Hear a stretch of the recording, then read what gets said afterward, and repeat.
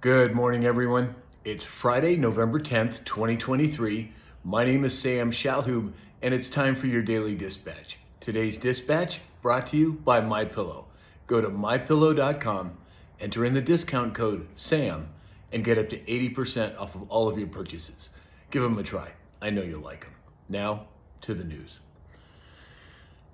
We're going to start off in Switzerland. According to Zero Hedge, Switzerland is now going to keep nuclear plants operating for longer than planned. Doesn't seem like this whole green energy thing is working out, not only here in America, but around the world. According to Disclosed TV, 46% of Democrats disapprove of Joe Biden's handling of the Israeli-Hamas war. This is according to a new AP NORC poll.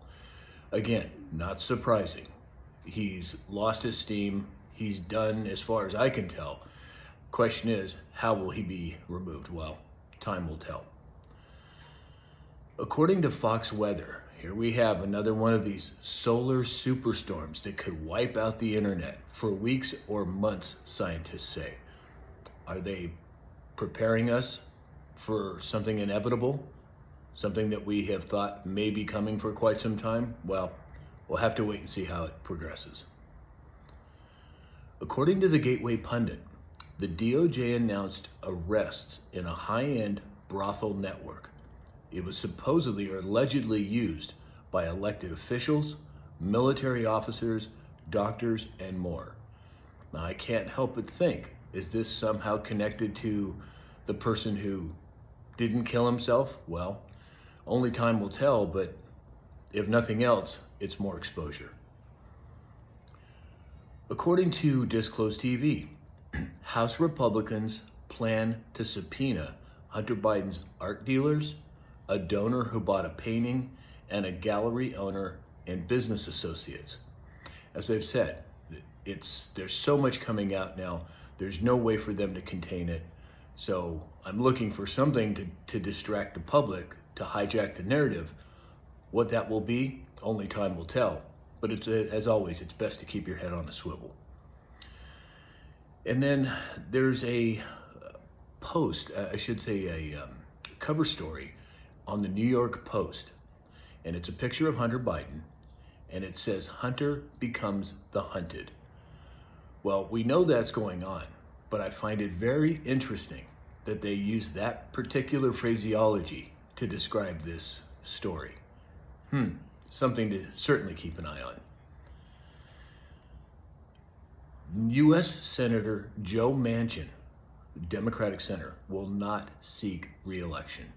I think we're going to see more and more of this. I think they've been limited in terms of how they manipulate the elections, and I think we're going to be seeing more of these so-called elected officials not running for office any longer.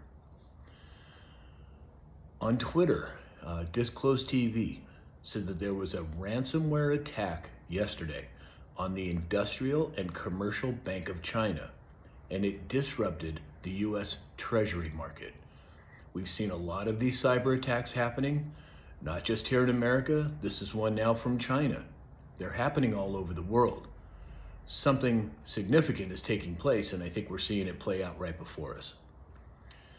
According to The Hill, Trump says he'd consider Tucker Carlson as his running mate. Very interesting. I think a lot of people would get behind that. A lot of people that are thinking straight and thinking critically. I don't know whether or not Tucker would agree to something like that, but I find it very interesting that President Trump said that he would consider him. A federal judge just motioned that biological differences matter, and he banned biological males from women's sports.